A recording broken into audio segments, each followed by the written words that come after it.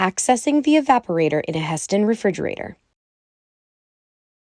Some tools you may need are work gloves, safety glasses, Phillips screwdriver, flat blade screwdriver, and a soft work cloth.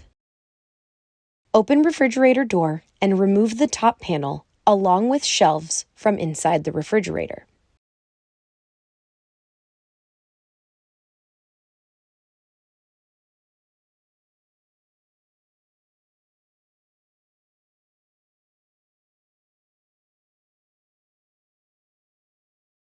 Remove the screws and carefully pull the panel down, then disconnect the wires.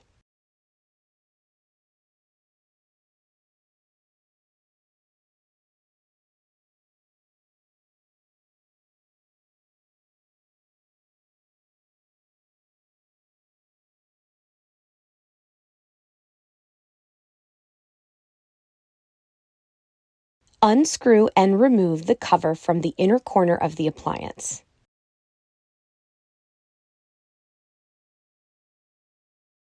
Remove all screws to fully access side panel and then remove that side panel to expose and access the evaporator.